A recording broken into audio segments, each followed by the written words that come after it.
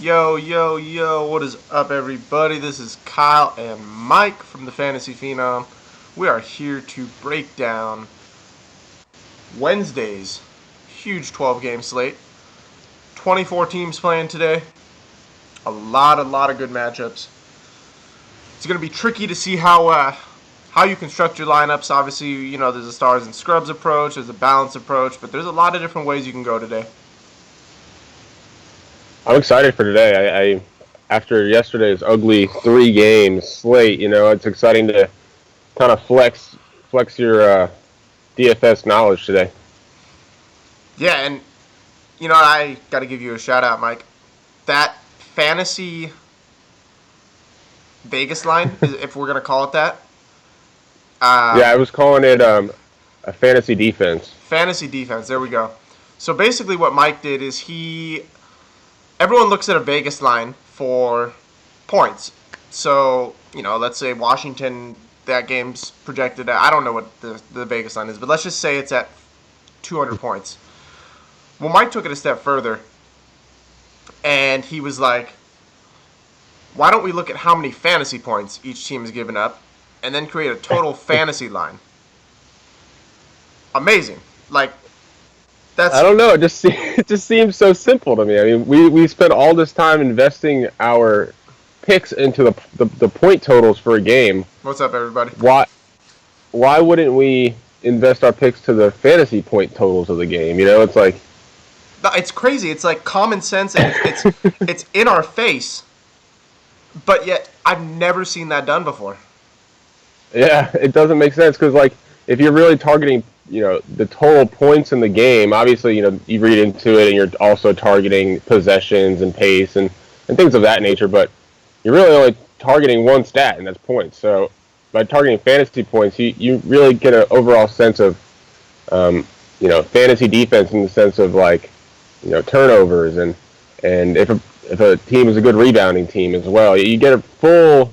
I was just gonna I don't say know. that. I was just gonna say that it makes so much sense because from a fantasy point perspective, a Vegas line will give you the points, like you said. Fantasy line will give you rebounds, turnovers, like you were saying. So it makes it's amazing. That's innovative shit, Mike. Like I've never seen that done before. And Well, so thanks, man. I hope you guys enjoyed it. I know I tried to keep it as simple as I could during that write up, but it's all things that really made sense to me, and I really felt the need to share it with you guys. we're gonna work on. Actually, I'm gonna come up with a formula for it today. So this is why me and Mike work so well together. Mike has these innovative ideas, and then I'm the numbers guy. I'm gonna go in and crunch the numbers, create a formula, and we're gonna work on coming up with a fantasy point projection for a game. So just like Vegas has a Vegas line, we're gonna come up with a fantasy line, Right. and so I'm gonna work on that formula as soon as the show's over, and I get the sheets Yeah. So out. we'll be able to project, how many fantasy points in a given game. So it'd be the same thing. It's like I don't know how much you personally would, talking to the viewers, how much you really put into the Vegas lines, but it's obviously a tool that everybody looks at, and so why not have, something that's adjusted and incorporated strictly for fantasy. Yeah, so it's we're hoping it's game changing. Like I can only imagine that it's going to be more useful because, like, again, the whole thing, the fantasy points isn't inclusive, right? Like we talk about basketball knowledge versus fantasy knowledge. We're taking a full fantasy approach with this, and so hopefully, if I can get these projections down where we can project the highest fantasy game of the night and the team that's going to give up the most fantasy points of the night, I think we Mm-hmm. set ourselves up. And even on a big slate, it's useful because you can look, if you're looking between two guys, let's say for tonight, you're looking between Isaiah Thomas and John Wall, right? Two guys, really, really similar ceilings, really similar um, point totals, everything like that. You may take the game that is projected to give up just a little more fantasy points. Things like, I mean, it could help in decisions. I don't know entirely the potential of it. Again, this is brand new. Mike did this yesterday, so the potential is still being explored. How it's going to be used is still being explored, but I think we're going to get. I think this is going to be something that's really going to change the way you look at building lineups? Yeah. I still look at it as just another tool, and you can't read too much into it because, like you said, I mean, certain teams give up certain stats to certain positions as well. So you really still have to look at DVP. So it's like a broadening tool. So you can select a game and then dive into that game and look into it. Like, okay, what players are you considering in that game that has this high fantasy point total? And then you look at those players and what are those players on court matchup? What's the DVP for that position? So again, it's just a broadening tool that allows you to narrow down the games and then after you get into the games, and really use your knowledge of watching the games and what's trending for that team, and that's when you really are gonna make the money.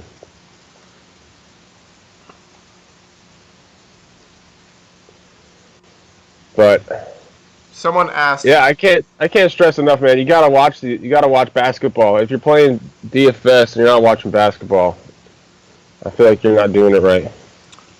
Someone asked Kyle why so many lineups and I can't play them all. So the optimal lineups are not for you guys to play all of them or even any of them if you choose not to. They're literally, again, another tool. So I give you guys 5 with each one. So 5 for projection, 5 for ceiling, and 5 for floor. And that's so you can get an idea of who's returning where. Who are the most returning guys in a ceiling lineup? Who are the most returning guys in a floor lineup? And who are the most returning guys in a projection? And then you can even look at all 15 and be like, this player's returning in 12 of 15 lineups. So it's another tool to see who's returning, kind of how Excel is projecting to build a lineup, whether it's going star heavy or balanced. So I'm not telling you guys to use the lines verbatim. Tell you that a lot, actually. I don't advocate for that at all. Now, some nights I think the optimals are amazing, but again, it's extremely hard to project humans. So use them as a tool. Yeah, and like you said it a few times, could be just a way to look through all of these lineups and see which players are coming back a lot. By only having 2 or 3 lineups, you don't really get that sense of, okay, maybe on these first 2 or 3 lineups we're getting these players, but we're seeing over all of the lineups we're getting this same player. So something else you could look at instead of just trying to play them all. Exactly. Well, 12 games today. Yeah, like I said at the top, I'm excited about it. I think there's some fun games to watch today. Definitely is. I think a lot of people are looking already at this Brooklyn. Oh shit! Damn it! I got the wrong. Really, this thing didn't update again. Give me a second. Yeah, I'll talk about the games that I like. I mean, I'm definitely interested in what's going to happen in Sacramento without Boogie. Obviously, it's definitely a big thing with fantasy today. But I'm also interested in watching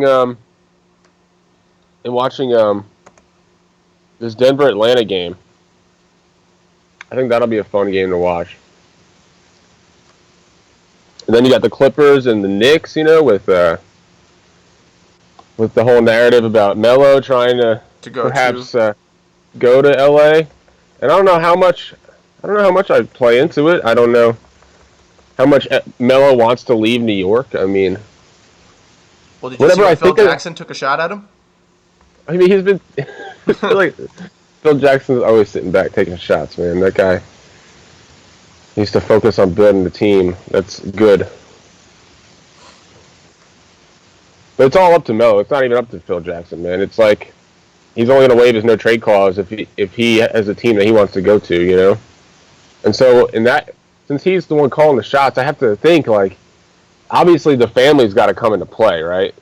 His wife is. I feel like Melo is such a go with the flow guy that if he's not making the wife happy, he's not going to waive his no trade clause, And it's fucking crazy to put that into play, but I think it has to be.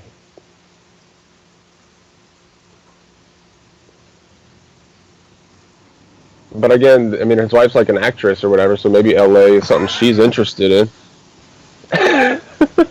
Melo loves LA. That's like the only other place that Lala would go. Yeah, true. Could be, man. All right, I got the right sheet up now. Headache. Reloaded. Let's start at the Boston-Sacramento, man. Isaiah Thomas going back to sack. I really wish Boogie was playing in this game because him and Boogie, I would have told you to roster them as a starting point in your lineup because these two are, they love playing against each other. They love playing with each other. I just think They're good friends. they are. They're amazing friends. And I think had Boogie been playing, I think it would have been an Isaiah Thomas and Boogie night.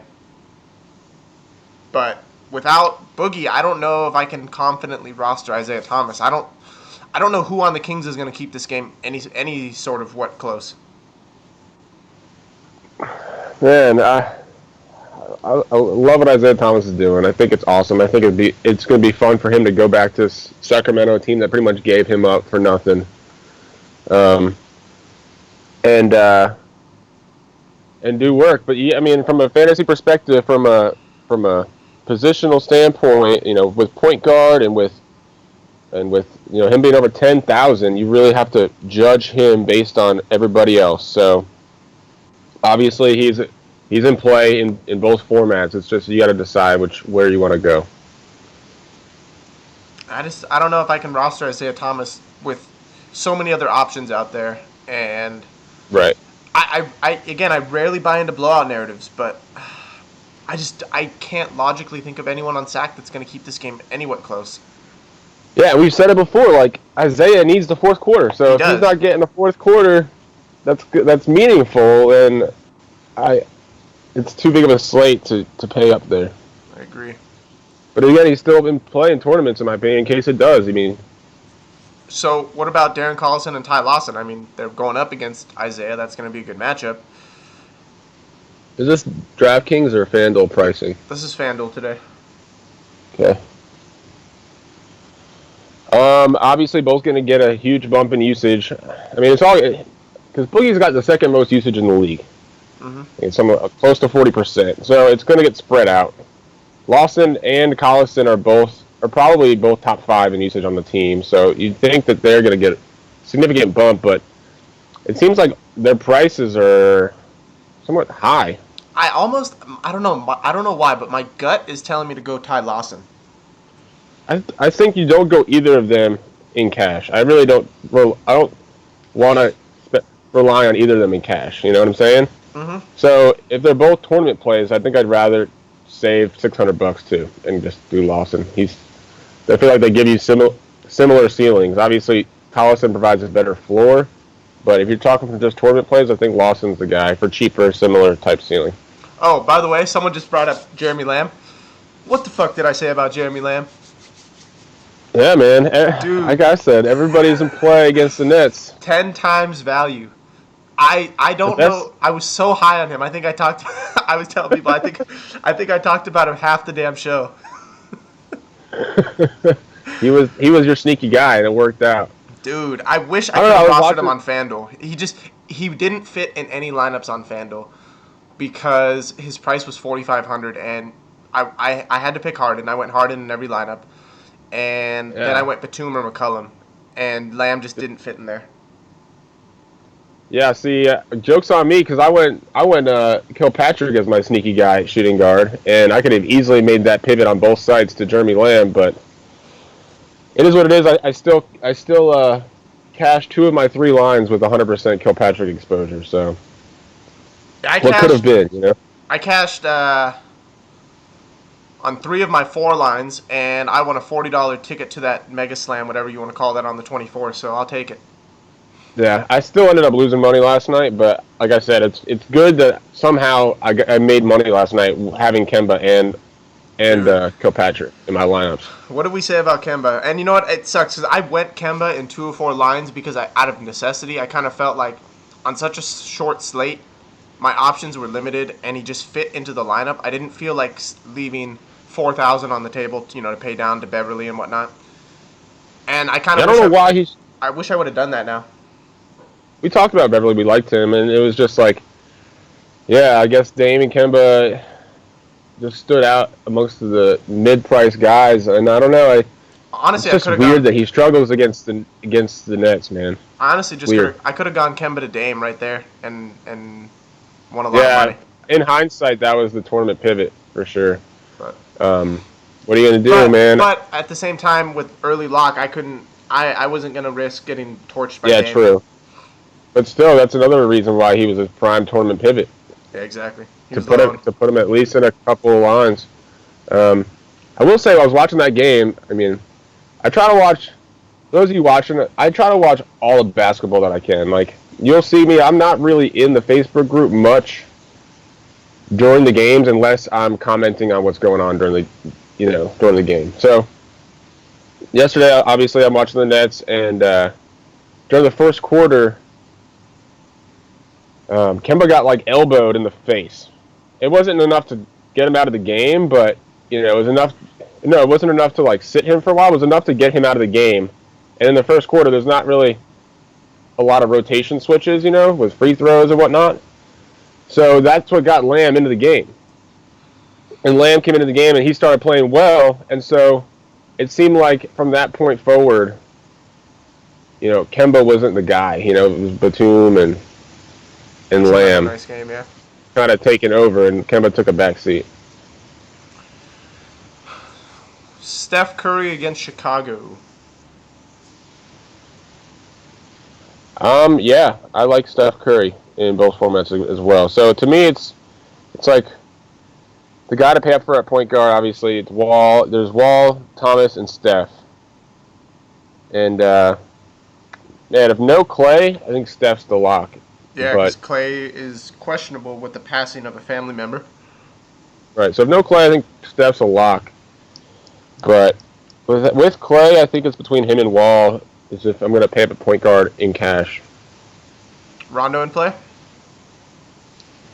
Not to me. I think you have to look at Michael Carter-Williams. Jimmy Butler, according to ESPN, has already been ruled out. How true that is, I don't know. According to ESPN, he's been ruled out. I swear to God, man. I really hope we get that news before lock, because that'll make things a lot easier.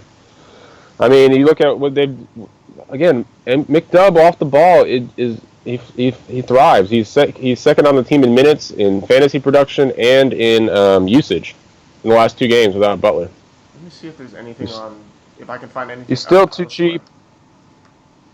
He's only what do I got? 4.6 on DraftKings, and I mean, so it's like when you're looking at point guard and that price, you have him and Lawson, and I think I'd rather pay $100 less for Carter Williams. I agree. Yeah, FanDuel has him as questionable, but FanDuel's always late to news, so I don't know.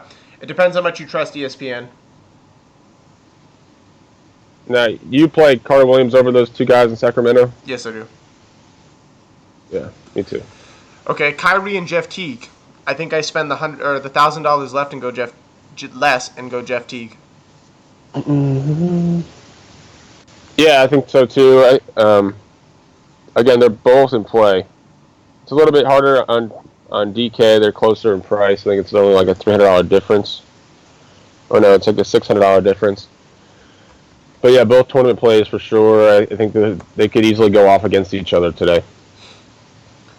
Moutier was just ruled out, by the way. Just got that news. So, not that Schroeder wasn't in play already, but Schroeder's in play.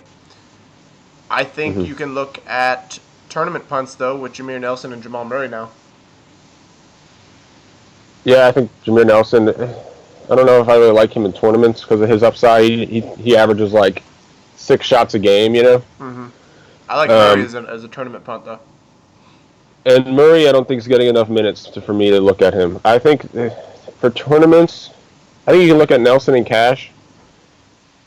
In tournaments, on this 12-game slate, I don't think I'm looking at Murray just because he's not getting enough minutes. My scrub list is, I'm trying to narrow it down as much as possible since we have all these people to choose from, And more news is going to open up throughout the day as this goes, obviously. Right. Collison's usage is up to 30+ when Boogie's off the floor, Mike. Yeah, it goes up from like 21 to 30. Yeah, so I think Collison might be the play between the two then. Again, I don't know. I feel like both of their usages are going to go up, and neither of them, to me, I want to play in cash. I don't feel safe with either of them in cash. And I think they both bring the same tournament upside. You know, I don't see either of them really getting past 35 much. From this New York game, is Derrick Rose playing? Is he for sure? Yeah, he's playing. So Brandon He played Jennings, 30 minutes last game. Brandon Jennings kind of becomes a no-go for me. Yeah, he's way too highly priced. D'Angelo, Austin Rivers, no, 5,700. That's way too expensive for what I'm trying to do there. Maybe Felton. Mm-hmm. No, I'm not looking at either of these guys either. LA, Detroit. I would look at Russell over Jackson. Would you look at Russell over Schroeder?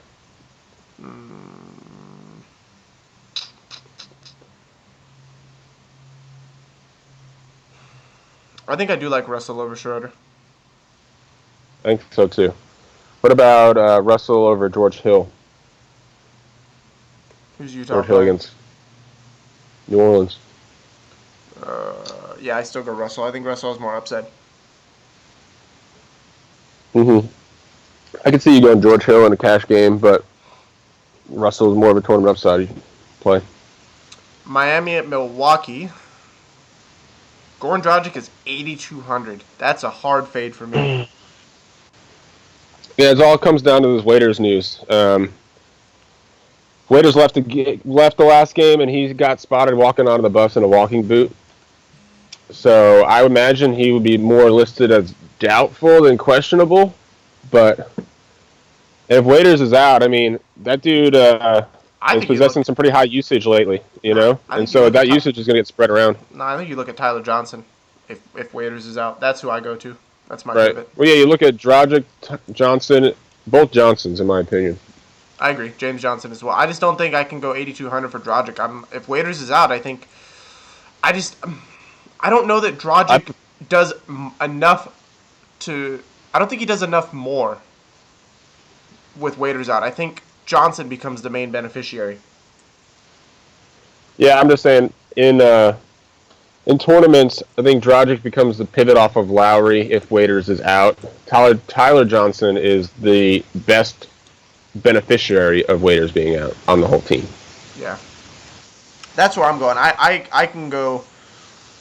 I'll play Tyler Johnson over Collison, over any of the other guys in his price range. Tyler Johnson becomes agreed. Yeah, becomes that. What about Carter Williams? Yeah, I still go because here's the thing. Tyler Johnson, I love attacking Milwaukee wings, and with Waiters out, Tyler Johnson's going to play a lot of 2, and you can give me that all day. Yeah. So you're just playing the matchup. So Carter Williams against Golden State is not something you're looking at over. I mean, he is. I love that matchup. Johnson over. I love that matchup, but give me Tyler Johnson in his matchup. Yeah, I like them both. I think I like Carter Williams a bit better. Okay. The price difference is a little bit. I guess it's the same price difference. Yeah, I think I like Carter Williams a little bit better, but I like them both a lot. Okay. I mean, dare you go both? Can't on DraftKings, that's for sure. I mean, I think you can Tyler on Johnson too, but I don't know. I think they're both only point guard eligible. They are. That's what I'm saying. You can do it, but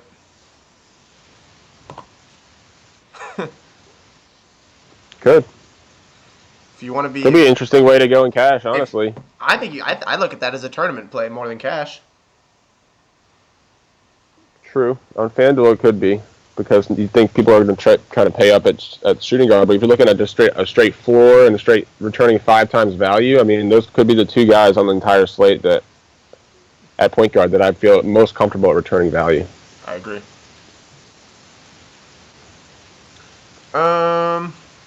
Phoenix and Memphis. Bledsoe and Conley. Yeah, Conley's got to be in play. I mean, what, career high against Phoenix last time he played him? Yeah. What do you have, like 60 points? He had, over 65 DraftKings points. I think the whole thing is that is going to put people on Conley, for sure.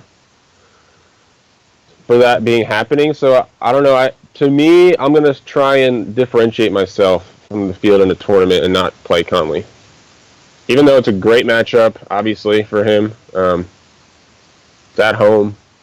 Everything pointing to Conley. So in tournaments, I think I'm gonna try and find someone else. Yeah. I just like probably go Kyrie or Teague in the tournament over Conley. I love Teague tonight, man. I really do. Waiters was just downgraded to doubtful, by the way. Wow, they must be listening to me. Didn't I just downgrade him on this show? So that's funny. I think you can feel safe rostering Tyler Johnson now. Yeah, I don't see any reason for them to play Waiters tonight. I just don't see it happening. San Antonio. TJ McConnell is only 4,400 on DraftKings. Why? Like on FanDuel, I don't even look at him at 54, but against San Antonio. But on DraftKings, like I feel like I have to. 4,400 is the same price as Jameer Nelson.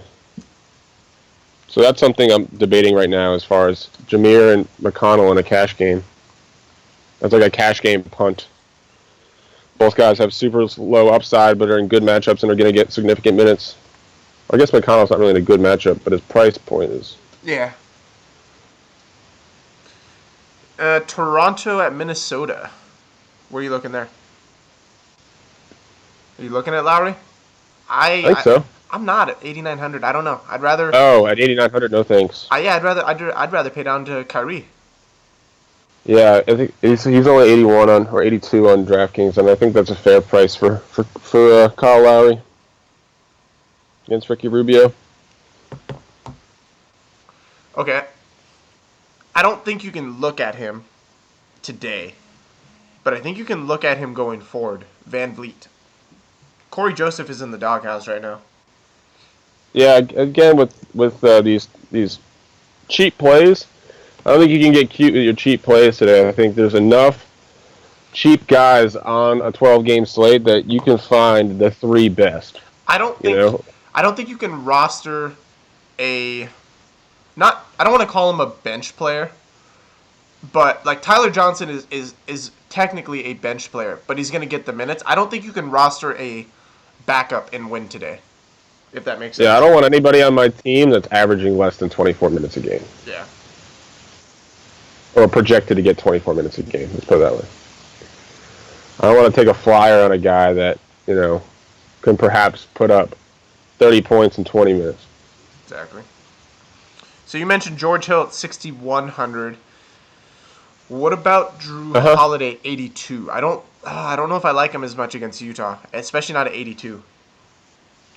Yeah, I was hoping that DraftKings would have lowered his price for me. He's still at 8K. Oh. Because remember I kept saying, they always lower against Utah. They always Utah. depress the price. But he's still at 8K, which makes me believe that next game he plays he's going to be at like 9K or something. I don't know, perhaps with Evans out, more usage. I don't know. I'm not going to say it's terrible, but again, we're having. It could be a way to go to differentiate yourself, but again, there's so many other plays around him, and Lowry's the same price as him on DraftKings. Last game, John Wall, 10-5, most expensive point guard on the slate, I believe, or is Isaiah Thomas? No, Isaiah Thomas is 10-4, yeah. So John Wall, 10-5.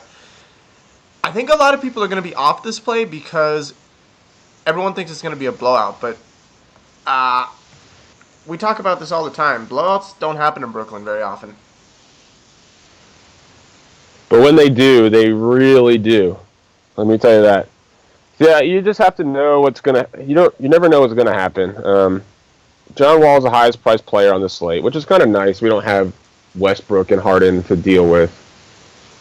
So he's the highest priced guy in DraftKings at 10-7, $600 more than Isaiah Thomas. Last time these two teams played, if I'm not mistaken, the Nets were winning by over 10 points at halftime. And the third quarter, they came back, and I think the Wizards ended up winning the game by 4 points, but it was an extremely high point total. I think it was close to 230. Yeah. And I don't know, just John Wall to me against Brooklyn, if you don't look at any of these numbers, it just seems like it suits him more than most point guards because I mean Wall is when I see Wall, I think of a high steals, Yep. high transition type player, and that's what Brooklyn is. They turn the ball over, and yeah, I mean they lead They, the league in turnovers and in pace, and I was just gonna so say pace. Yeah. I can see a lot of steals leading to passes to transition. Like this is just going to play really well into John Wall's transition game, and I think this is you can bump up his fantasy average when he plays the Nets, even in 3.5 or 3/4. I can already tell you that I think you can feel safe with the Washington stack. I can go Wall, Keith, and Gortat today. Actually, you know what? I don't know. I don't know if I want to go Keith and Gortat, actually. Not on a 12-game slate. I think I have to pick between Keith and Gortat. Yeah, something's telling me that whenever Washington's in a game like so, the first player off the bench for Washington is Kelly Oubre, right? Yep, and that's going to be And so big. he could spell Beal, Porter, or Keith. Keith Morris. He could play any of those positions. So I think it all depends like what this pace is. And so to me, that means that he could probably come in and take over at the 4, or even Sure. take over at the 3 and slide Porter to the 4. And I think Keith is the guy that gets spelled the most by Oubre in this style of game. And with that, I think Keith is still more expensive than Gortat, so Yeah, and his price is kind of taking him out of play at all anyway. I love Porter today, though. I love Porter. I don't know. I'm really hesitant to go back to Beal. It feels like a I'm gonna trap. do it. It feels like I'm a gonna trap. do it in tournaments because if he does go off today, then his price is gonna skyrocket, and we're gonna feel like we can't roster him the next time too. Yeah, I don't know. Maybe we catch him. Maybe we catch him on like the second day of his hot streak. Yeah. Get him with the prices low. I mean, it is Brooklyn, and he did crush it against the Cavs. All Okay. these guys are in play. Boston, Sacramento. Jaylen Brown has moved back to the small forward position, so can't use him at small guard. I don't think I look at any of these small guards, small guards, shooting guards at all. Not on this slate. Yeah. Chicago, Golden State. If Jimmy Butler's out, you got to look at Dwayne Wade. Yeah, the price is somewhat concerning, and I think I only look at him as a tournament play. But you got to, like you said. By the way, Karis LeVert is playing today, and Quincy Acey's out. Just got that news.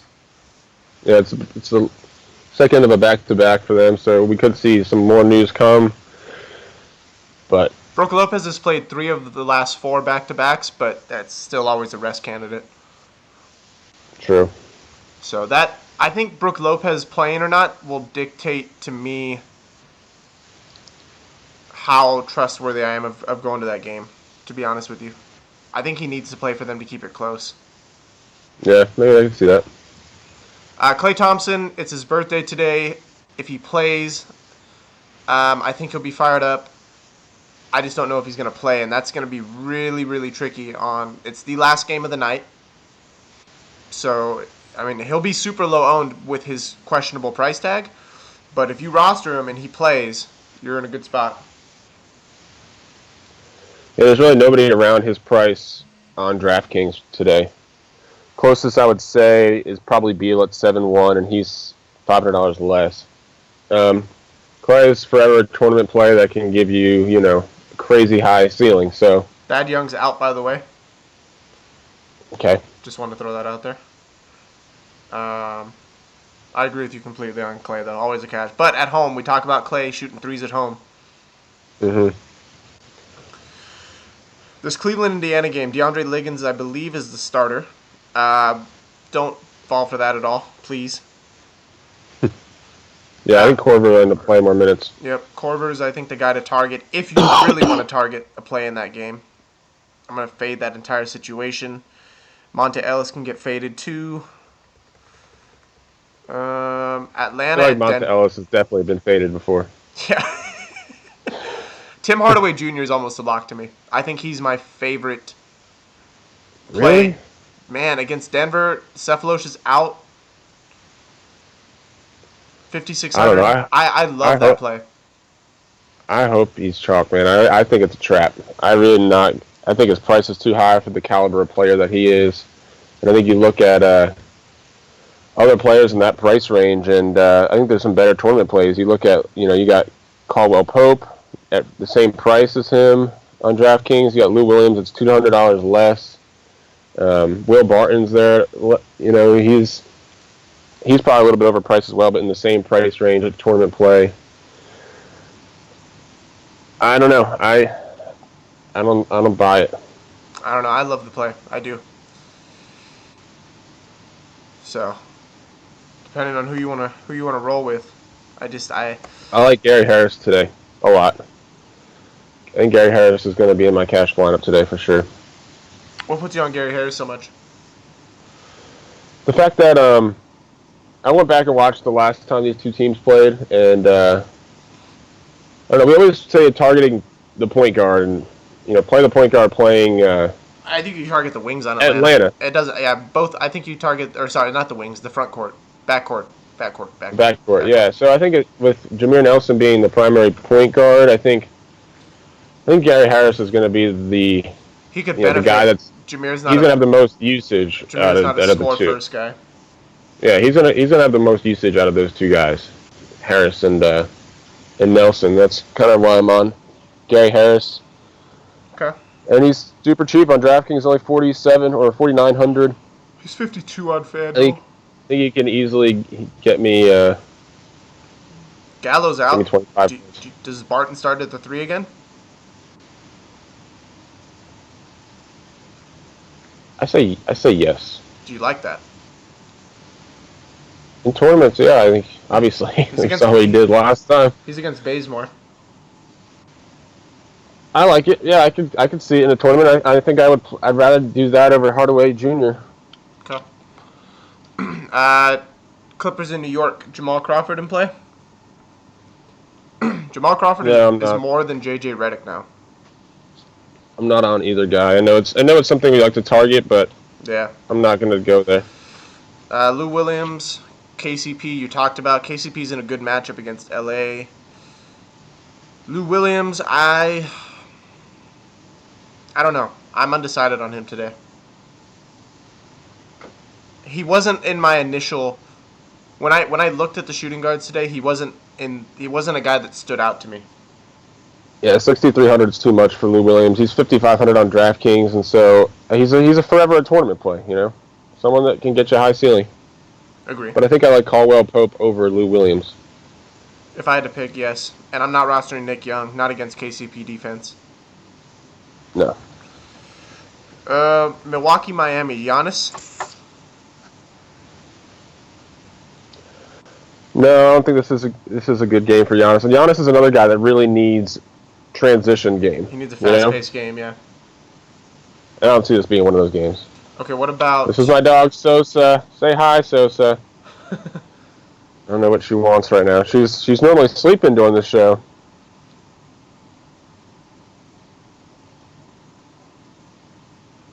Okay, what about Wayne Ellington with waiters out? Again, another one of those cheap plays that I'm not confident or comfortable with, and I don't think you need to mess around with that today. I believe Chris Middleton is back today. Yeah, he is. He'll be on a minutes restriction, I believe.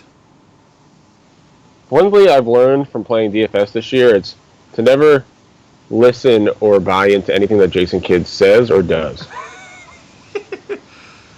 So Jason Kidd telling me he's going to be on a minutes restriction, pretty much I've learned to just let that bounce off and let my own prediction play into it. And so, first game back after an injury like that, I imagine he'll be limited. But I don't know. I'm staying away from it. As to what, I don't know.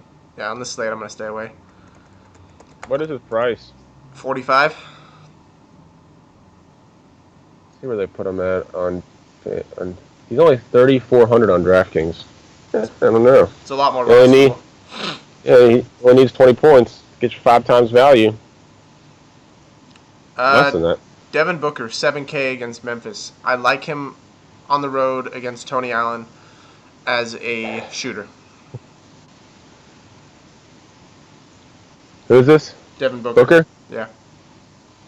Yeah, I feel like Booker always plays okay in tough matchups. You know, he seems like if you're going to play anybody on the Phoenix side, he's the guy I'd want to play. But I don't think I go there today. I like Booker more Especially than with Bledsoe.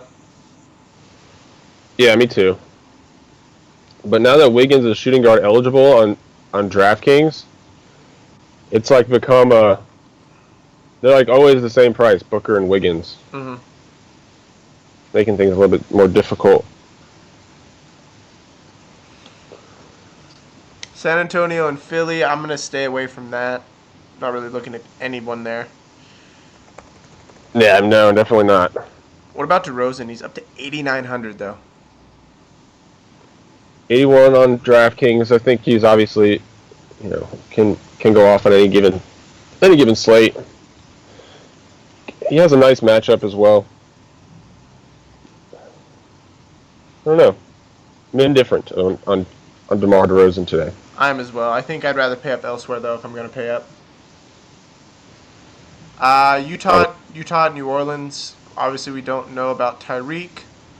Are you looking anywhere else? No, I think we do. I think Tyreek's out. I think he's been ruled out, hasn't he? That's what I was saying. So yeah, with Tyreek out, I mean, Do you look I at think anyone you else? have to. Yeah, I think you look at Healdon more. I think you do. And I think. I mean, obviously it's a Utah matchup, so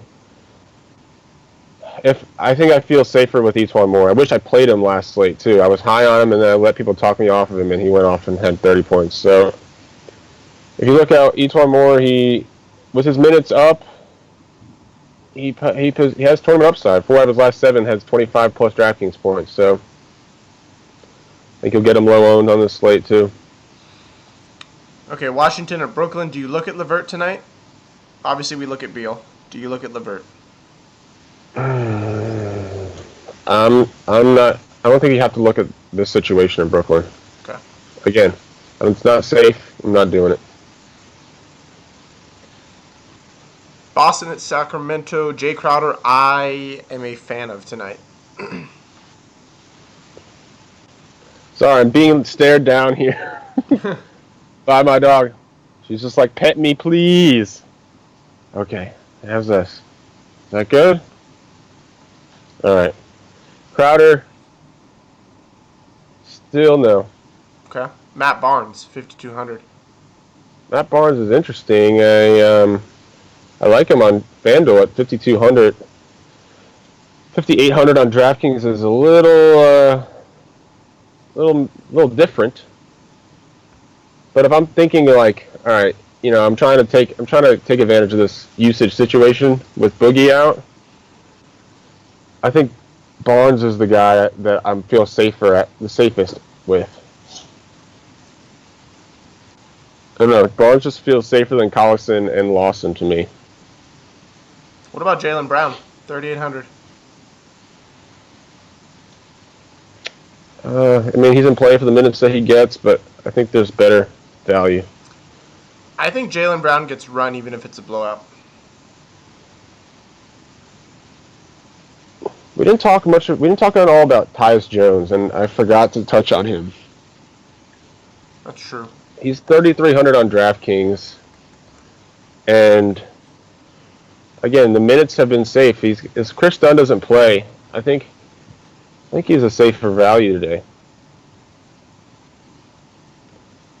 Now, with Butler being out, obviously, it's been Carter Williams. Have you seen any other, fantasy distribution? Nah, it's worth noting. It pretty much all goes to Carter Williams, in my opinion. Yeah, and that's strange to me, and your best player sits out, and then they just put the person off the bench, and he's the new Jimmy Butler. That rarely happens, Usually it's dispersed evenly. But I mean, we've seen it. We saw it with him. We saw it with Powell. So. Do you like KD on a blowout? If Jimmy Butler's out, I don't see this game being close. KD today. think I'd rather play LeBron. Someone just mentioned I can't do a show without mentioning Jaylen Brown. Yeah, seriously. Jaylen Brown is that dude. I'm telling you guys. Wait, in a couple years, when Jaylen Brown is surpassing LeBron James as the best player in the league. You heard it here first, I guess, right? Okay, LeBron James against Indiana, 11-5. I believe he's the most expensive player on the slate. On FanDuel, yeah, that's crazy high for me against Paul George. I think Paul George is an underrated one-on-one defender. I mean, it's LeBron James at the same time there, so I don't know. On FanDuel, I think I stay away from both of these guys because of their price and because of their matchup, but I think LeBron is in play at 10-6. But I still think you play Wall over LeBron. I agree. I like Wall over LeBron. But I do like LeBron over KD. On FanDuel, I don't know if I want either.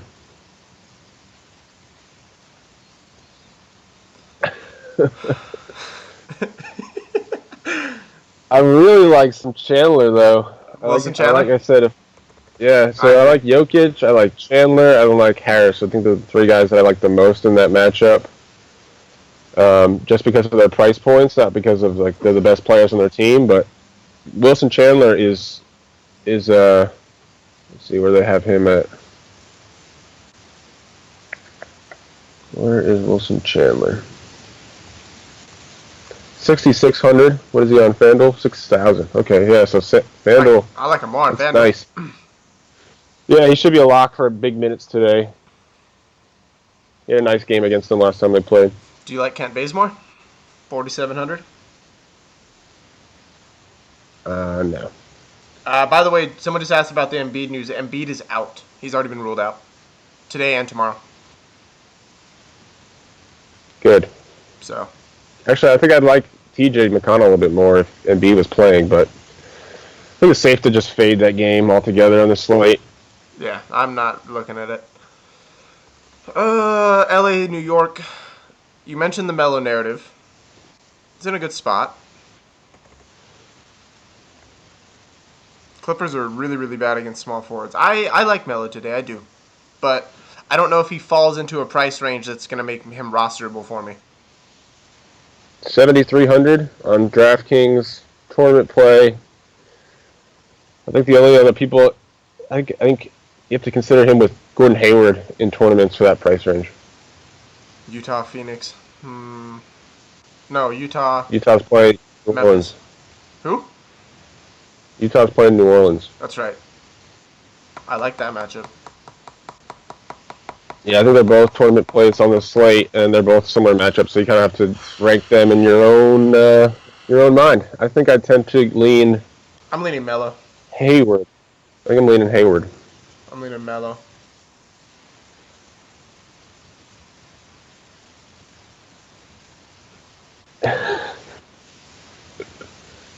These comments are hilarious. Okay, here's the one that I don't know how many people will be on. Marcus Morris against LA. I like it a lot. We talked. You like it a lot. I like it a lot, and he's been balling recently. Marcus Morris against LA. Yeah, if Ingram gets the start, yeah, I think I'm into that for sure. So, would you rather play Porter or Marcus Morris? Oh, that one's hard. I'm good at these hard two questions because I come on the show, I consider these plays a lot. Give me Porter. I think the pace is faster. I think the scoring will be a little higher. What about Matt Barnes? Does he play into those three guys? I don't know. I don't really. For whatever reason, I'm just not high on Matt Barnes today. I don't know why. Just every time I consider small forwards, he's not at the top of my list. That's not. I don't see him as like, oh, I gotta consider Matt Barnes, and I don't know why. I could be dead wrong, and Matt Barnes could go off, but I don't know. He just doesn't jump to the top for me. It's fair. I mean, his price is high now on 5.8 on DraftKings. I mean, It's just Matt Barnes. He's getting 30 minutes a game now without Rudy Gay, without Garrett Temple, and now without Boogie. I think he stays getting 30 minutes. And if you look at his rebounding in the last 4 games, he's averaging double-digit rebounds, which is somewhat surprising. Is Ingram still starting today? I don't know. I hope so. I think if Ingram starts, he's another safer value guy. Like I said, he starts, he's going to get to 30 minutes. And I'm only looking at value guys that I know are going to get me 30 minutes. I think he's in play if he starts.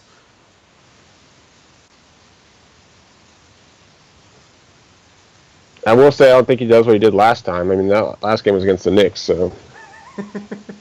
A much more friendly matchup. Mm-hmm. Oh, it says Ingram. Okay, so Ingram officially overtook Luol Deng as the Lakers' starting small forward for the remainder of the season. Says who? FanDuel. What? I didn't see that news at all. I didn't see starter for the rest of the year. What made that happen? I don't understand. I mean, it seems like all year long it's like, Ingram, you're our guy. We don't want Ingram, you're in the doghouse. Oh, Ingram, you're our guy. So now did Luke Walton just wake up with an epiphany one day and be like, I mean, I will say I had this dream about Brandon Ingram, and he is going to be our starter going forward. I will say this: if that is true, Luke Walton is a smart man. Because, like I said, Ingram, after Jaylen Brown, best player in this draft class. And Ingram has the potential to probably be just below Jaylen Brown when we're talking about greatest players of all time at the end of their career. So.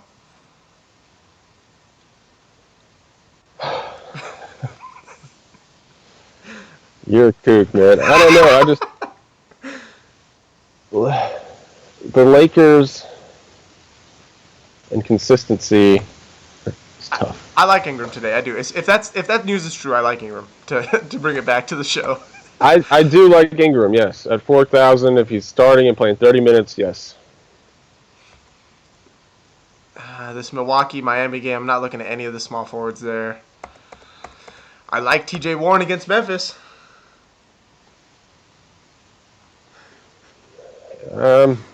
Memphis doesn't have anyone to guard him. I'm telling you, Memphis small forwards, it's a position to target every single game.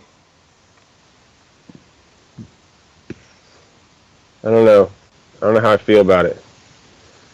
T.J. Warren is in playing tournaments, I guess. I mean, I'm trying to think who else in that price range is really in play at small forward, 4,700. I mean, I guess on FanDuel you can spend 500 up to Barnes, but out of Barnes and Warren, who are you playing? In tournaments, Warren.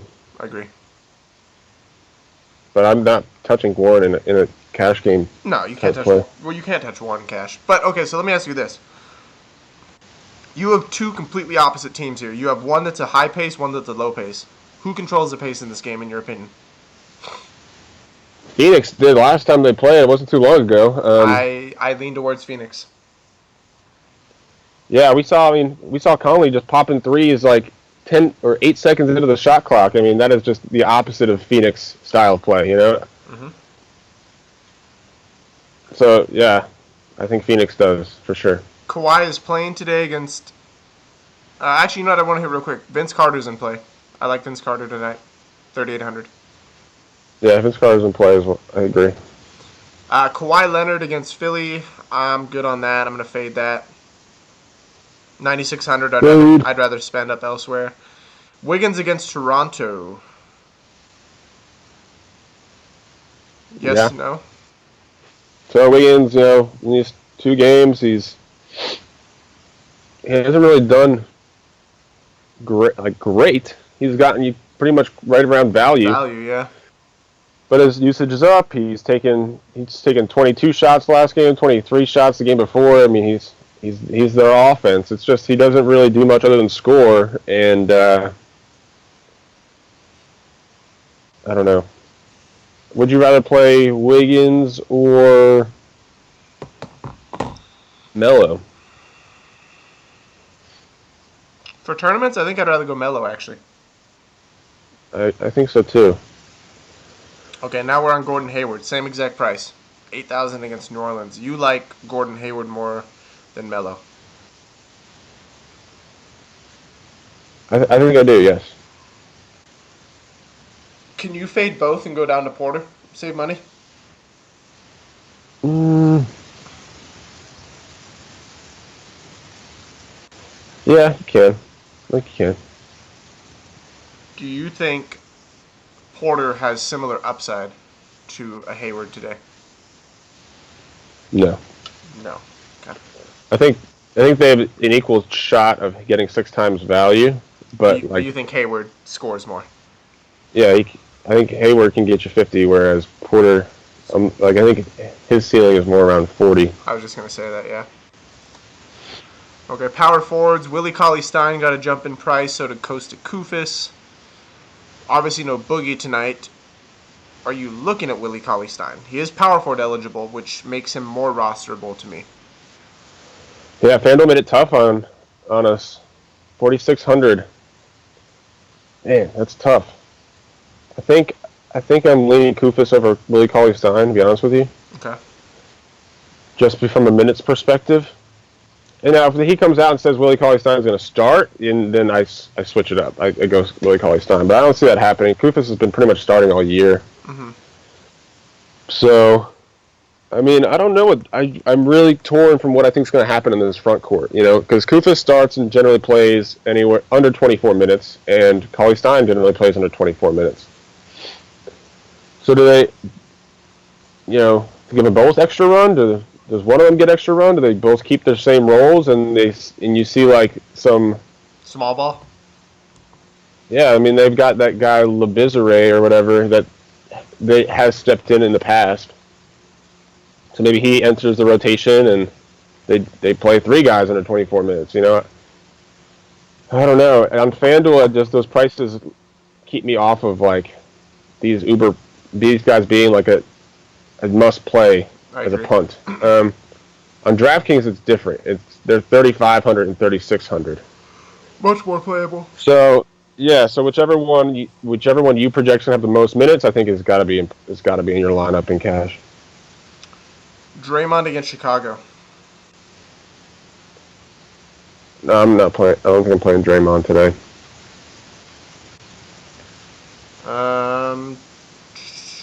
Thad Young's out. Lavoy Allen.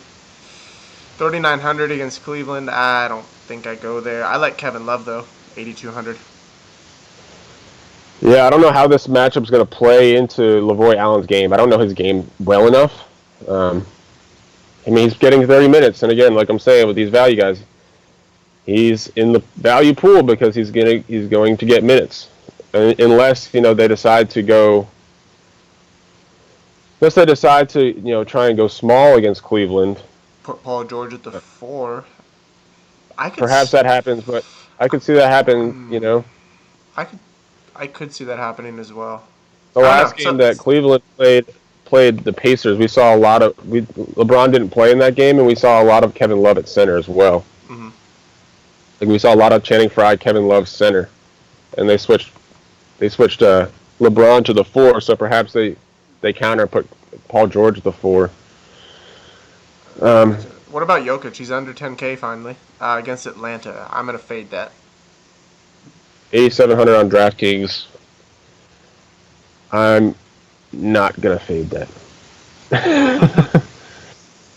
I don't know. I just like it. It's between him and Anthony Davis on DraftKings for who I want to go and pay up in tournaments at center. And I think there's enough great tournament center plays that you're going to get whichever one you want today. Okay, let me ask you this on FanDuel. On FanDuel, because he's a power forward. Jokic at 98 or Blake Griffin at 94?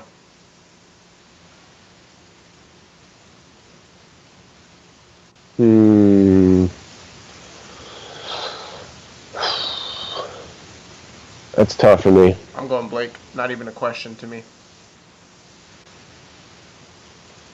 Yeah, I like Blake a lot tonight. I like them both a lot. I think I'll lean with Blake as well.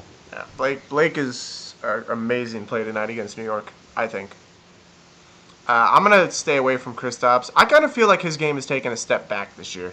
he really was supposed to take a step forward.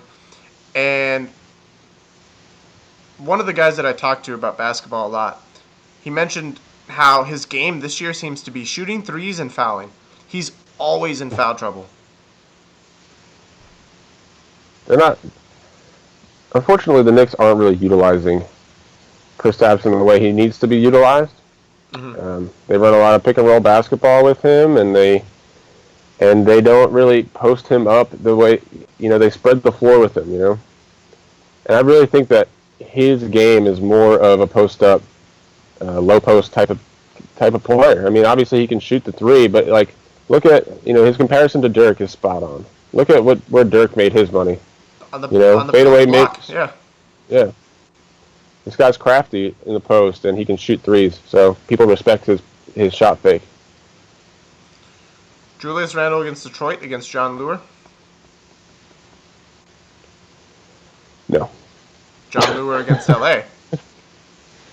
No. No? Nope. Wow. I think John Lure Now going John Lure. John Lure is in play to me. That is a tournament play for sure. I'm not going to do either Tobias or John Lure. Okay. Jabari Parker against Miami. I believe he's done really well against Miami in the past.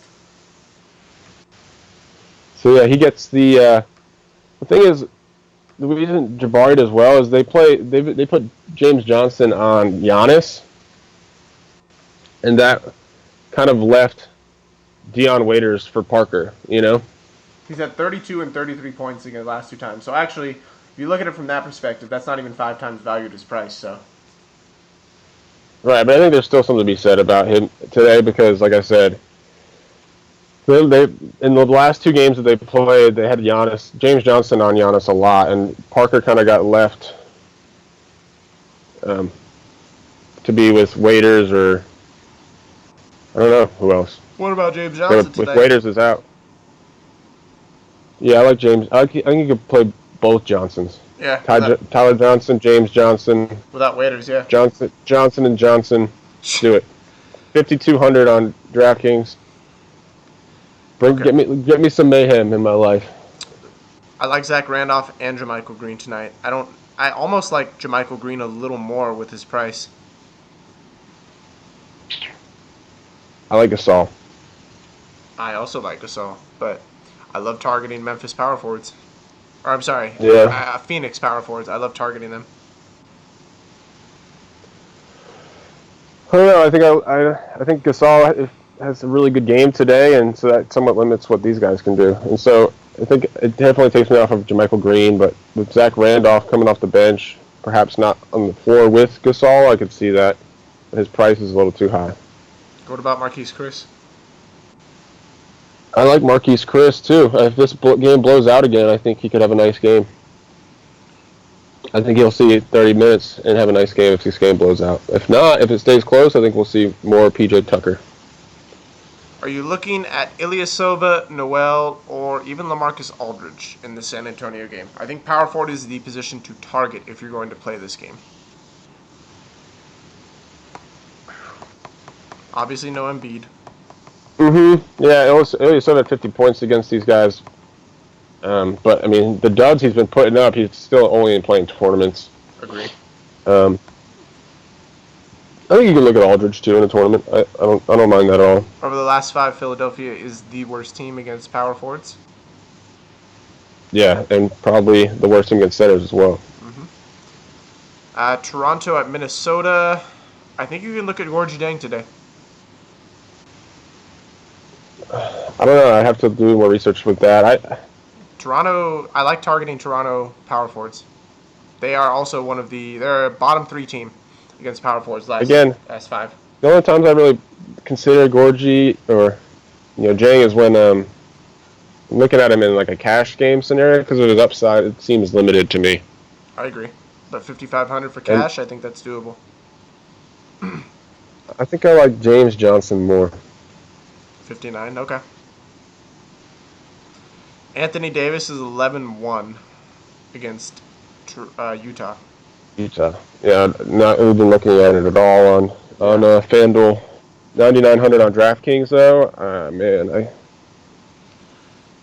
I don't see how you don't look at it. I Okay. mean, Derek Favors, outlier or breakthrough game? it's interesting to me, but yeah, I don't know. It's interesting to me, but I think I like Gobert's matchup too much to like Favors.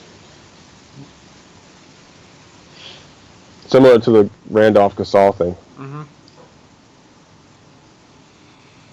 I love Favors matchup. I like the spot he's in. I just don't know.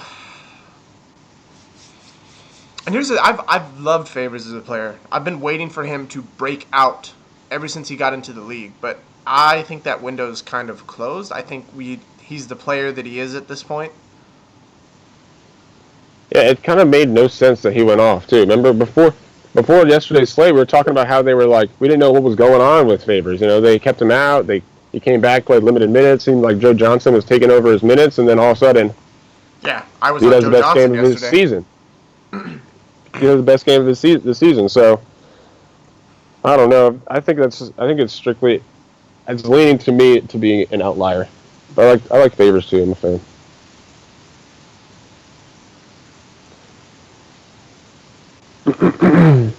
Markieff Morris, 6,900 against Brooklyn. Obviously a great matchup, but the price. Yeah, I mentioned how I feel about Markeith. I somewhat like Trevor Booker in this game. Okay, I I can see think I Booker. think you could have a I think you could have a good game against Washington.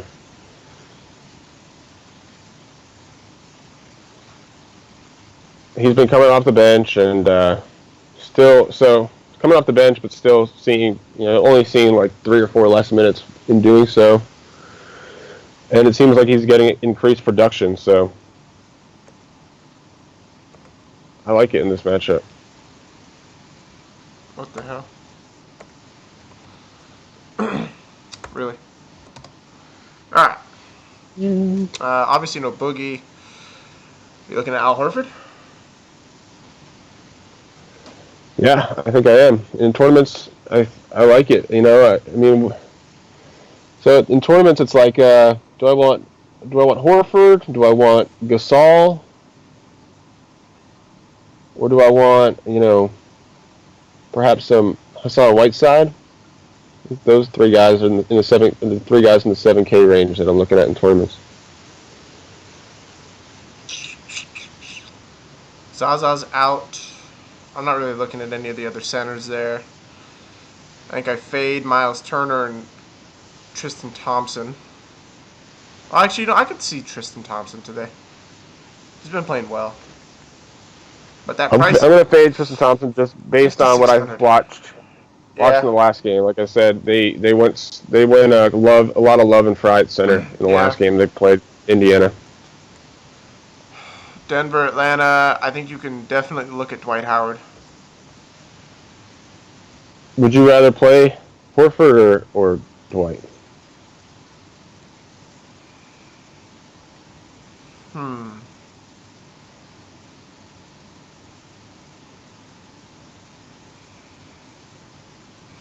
I don't think. I don't think I go to either.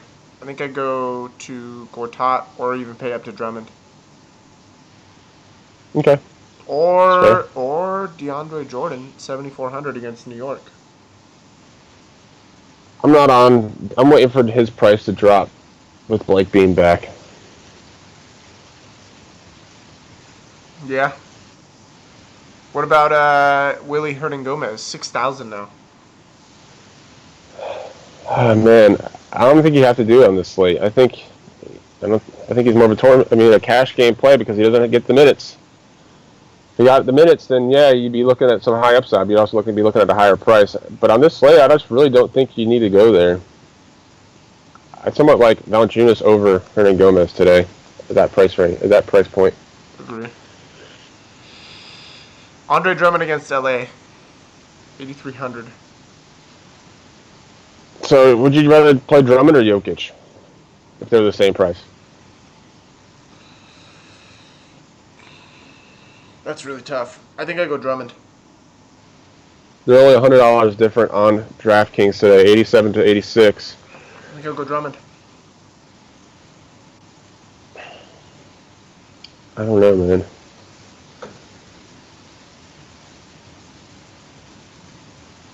I could make an argument for either. I really could. I think they're both in good spots. I like Jokic against Howard. I like Drummond against LA. I love Drummond against LA. I think that's a great matchup to target. Who do you think starts at center for LA today? Tariq Black. Tarek Black, whatever you want to say it. I think Mozgov is That's pretty what much, I was thinking too. I think Mozgov is pretty much out. They love. I think Luke Walton is going younger, and you know what? I forgot to mention Larry Nance. I don't know how. Larry Nance is in play today. Yeah, his price has jumped. He's now up to 4,200 on DraftKings.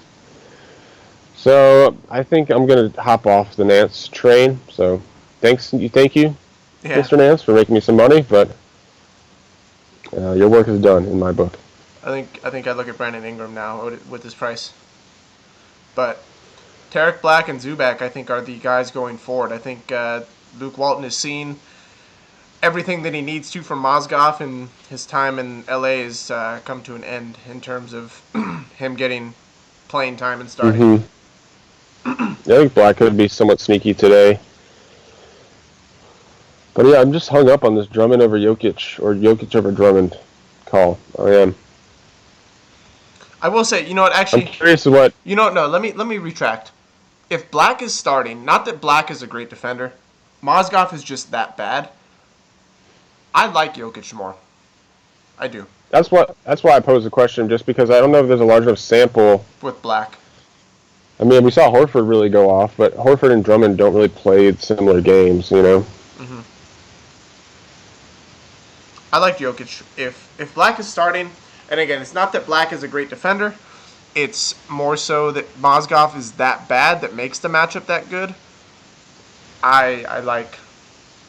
Yeah, I'm curious to see what happens going forward with having, you know, a healthy front court in LA with Black and Nance and Randall and Mozgov. I'm curious to see what happens with this DVP for centers.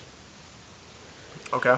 I think you can target. I don't necessarily think they're all great. Any of them are good defenders, but perhaps, you know, we see it in having more bigger bodies. Just in general, see that DVP go low or drop a bit. Hassan Whiteside 9,100 against Milwaukee. 9,100, no. 79 on DraftKings. I think he's a tournament play. I don't know what the hell to make of it now with Roy Hibbert and Spencer Hawes in Milwaukee. I think that makes the situation with Monroe even harder. Yeah. I just don't know. Pretty tough. I don't know where Monroe falls into this. Like, he's been in the doghouse before. Does Kidd give Hawes and Hibbert significant run? I don't understand the rationale behind that trade and what it really does for them. I don't know if Monroe is on his way out. It was a salary cap thing that Plumlee had a contract that they were trying to get rid of. Okay. So I don't know what happens going forward. I don't know why. I guess they took both centers. I don't know. I think if I look at anyone, and I think if I look at anyone, it's going to be Henson, just because from watching the games, he got the most run against Whiteside. That makes sense. You like Gasol obviously a lot in this Phoenix-Memphis game. I don't like Tyson Chandler. Gasol 8,600 though. I'd rather pay for Drummond there on FanDuel. But Gasol on DraftKings, it's different at 76. You know, it's $1,000 cheaper.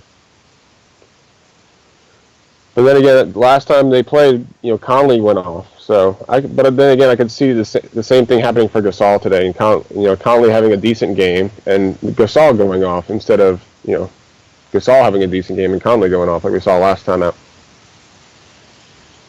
What about Dedmon today? Again, I think I'm just going to fade this game. Okay. Karl Anthony Make Towns things a little against bit Toronto? easier. Yes.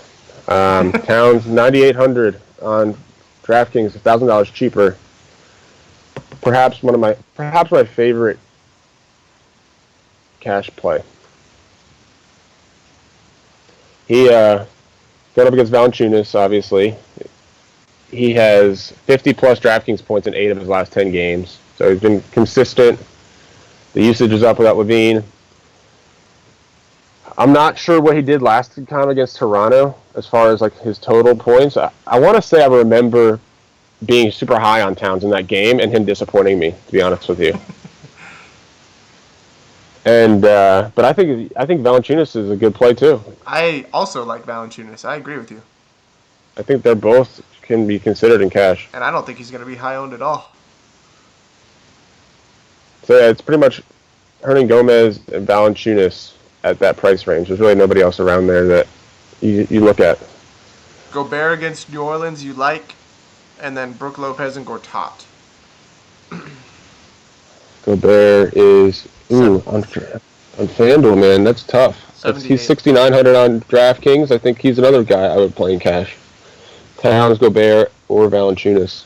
I like Gortat the most out of those three at 6,900.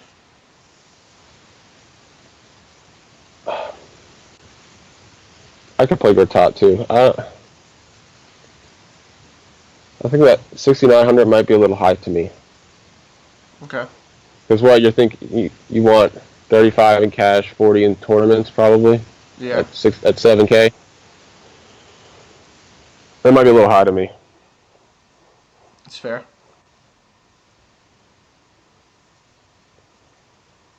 But again, so at center in tournaments, it's going to be between I either pay up for Anthony Davis, I decide between Jokic or Drummond, or I go Gasol or Horford.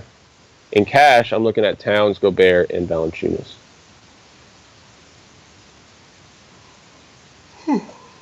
And when I say that, guys, it's just I'm looking at people that I'm confident I know. I'm confident will get me, salary based, return on my salary. And tournaments, I'm looking at which guy is going to get me the highest ceiling based on their salary. No, I agree. That's why I say that. Now, overall on this whole slate, who do you think is the best guy to pay up to? Wall. I agree. He's the most expensive guy on DraftKings too, so I just feel he's got the best spot. Now, I think you can make the argument for Steph Curry if Clay does not play, that he might be the best overall player to pay up to. I can definitely see that. I was making a lineup earlier with John Wall and Isaiah Thomas, so that's an easy pivot for me to Steph. I can do that no problem. Yeah. Man, I really like Steph. Clay doesn't play. At shooting guard, who's your favorite overall play? All things considered.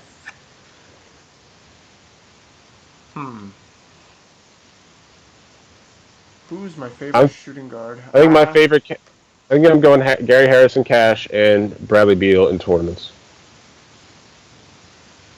I like Beal. I like Hardaway Jr. a lot. I do. Yeah, again, getting the minutes. I'm afraid of that price point. Again, he needs to get you 30 to hit value, and I generally don't feel like he's someone that I would roster to hit value. I'd want him to get me closer to 40. Can he do that? Yes, but he relies on shooting. He does. But then again, so does Bradley Beal, and he's priced higher.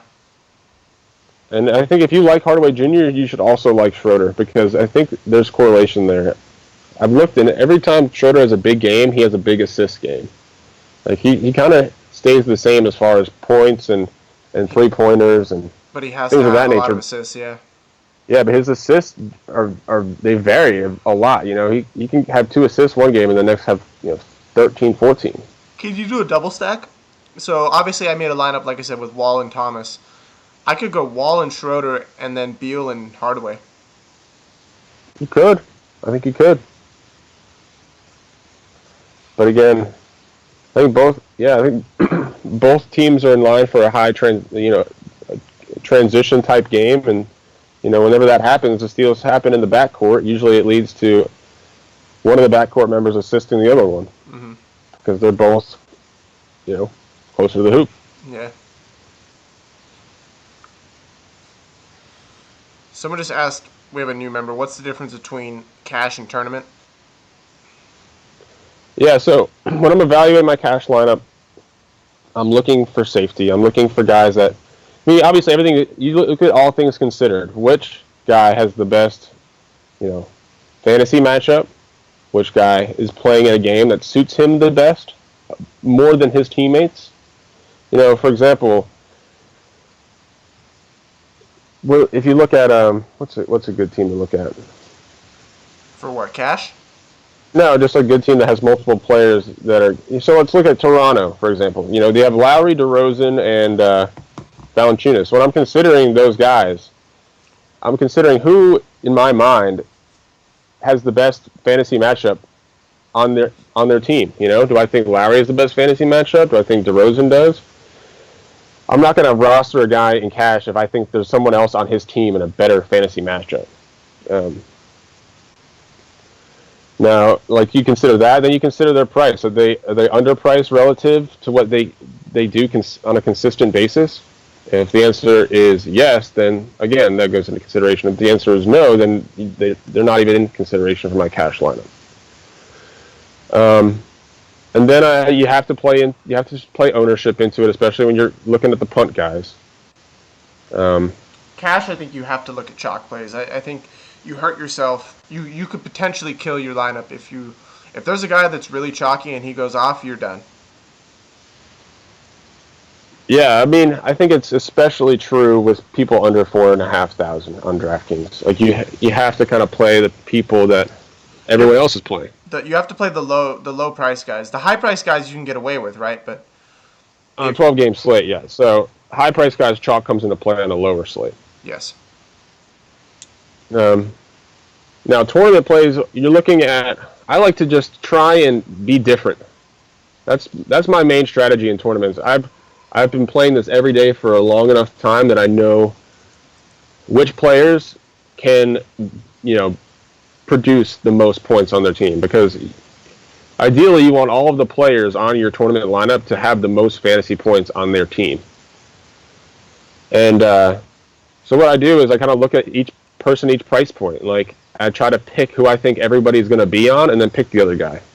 If I think that they both can be that guy. Like I think Hayward, perfect example is Carmelo Anthony and Gordon Hayward. They both can easily score the most fantasy points for their team tomorrow. Now, I think more people are going to be playing Carmelo Anthony.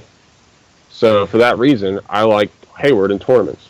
I don't necessarily like him overall better, but if he does end up being the guy that scores the most points on his team, it's going to be more beneficial for me in a tournament. That's true. Or we talked about your last slate with Kemba and Dame, another perfect example. Obvious play, Kemba Walker. Best matchup, but the guy everybody's going to be on him, so play the other guy. Yeah. And you have to be different to win, right? You can cash with Kemba. I cashed with Kemba. But you're not going to win, most likely, with the guys that everyone else is on. That's the whole point of playing tournaments. If you're playing tournaments just to cash, then play a cash game. You should just be playing cash games. Yeah, you shouldn't be playing tournaments just to hit the cash line. Yeah. So you should be making your lineups with the intention of trying to win. Or else you shouldn't be playing tournaments at all. Agree with that completely. I guess you can make the case for single entries, like being safer. Single entry tournaments. Yeah, you can look for safer plays, especially on a 12-game slate where ownership really doesn't come into play. I think single entry, you can you don't have to just go off the board and be like, you know, I really want to play, I don't know, this guy because, or I really want to play Greg Monroe because I know he has this overall crazy upside, and he could perhaps score the most points on his team, and no one's going to be on him. You don't have to do that in like a single entry. I agree with that. So, all right, guys. Well, as always, make sure you follow the Facebook business page. Are you doing a lock show today, Mike? Yeah, I'll do a lock show today, and I'm right after this. I'm going to go ahead and post the contest links in the Facebook group. So go ahead and get those, join in there.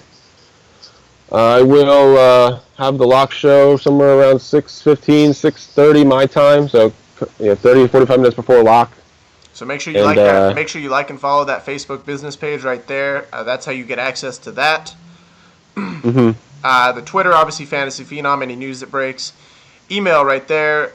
Instagram. And if you are interested in the sheets, we have projections for FanDuel, DraftKings, optimal lineups, 15 per slate. That are definitely another tool for you guys to use. We got DVP for you with all the stats, points, rebounds, all that. And then soon, we are going to have a Fantasy Phenom exclusive fantasy line. So another tool to add to your arsenal, the fantasy points line. So how many fantasy points each team is allowing per game and projections for that. So I don't see any other site doing that. It's just another tool to add to the arsenal, and we'll have it. Yeah, it's just another play on DVP, guys, and it just helps you like pick which game you want to look at. I guess I had any more advice about playing on a 12-game slate is to probably limit, like if you're not comfortable, limit your exposure. I mean, there's enough players that we've talked about today. Like this player pool can potentially be tough to narrow down. I think your best bet is if you're uncomfortable with the 12-game slate, play the mini slates.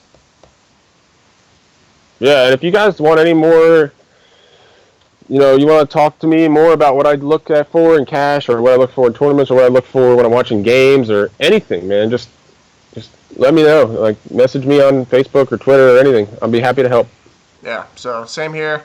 Also, you can hit up a ton of guys. I'm telling you, man, the Facebook groups, and you get access to the pro one. So with the sheets, you get a 7-day free trial and access to the Facebook pro group, which is, I'm telling you, that's where we have guys. We just had someone win 10,000 the other day, rocking the Phenom logo. We got some really, really, really knowledgeable guys in there, and all of them are always down to answer questions and help out. Jay Madrid, he's won. He's been winning a lot of money, man, and he started FanDuel 4 days ago. Already got kicked out of the beginner entries because of that. So I'm telling you, man, Jay Madrid, he's been helping out, and he's been messaging me. He's like, man, dude, my messages have been blowing up. Like, I love doing this. He's like, it's almost exciting to see guys that I'm talking to winning money after I have a conversation, and it is a good feeling. I definitely agree. It is, man. So there's a lot of good guys in there, and everyone's willing to help. So I'm telling you, you get more than just projections and a spreadsheet with the subscription. I also want to say, if you guys, the article I put out yesterday on smart stacking, if you guys liked that article, that research that I did for you guys, there's going to be more to come. We did release it to everybody on both Facebook pages, but going forward, we're probably going to try and stick to only the people in the pro getting articles, in that depth. Yeah. It'll be a pro feature. And and we're looking to also have all of those statistics that I put forward for those 3 games yesterday. We're going to look to try and do that on all short slates, and hopefully on the mini slates on each day as well. So you can look to those stats to deciding which game or which team or which player you want to put exposure to. Yeah. So, all right, guys. I will look forward to talking to you on Facebook, on Twitter, Definitely be a lot of news coming out today, so we'll keep on top of that. And Mike and I are off all day, so we'll be here for you guys, and of course, all the other guys in the group as well. So look forward to talking to you. Have a wonderful day. Thank you for tuning in to our day stream today. Yeah, I'll see you guys in a little bit.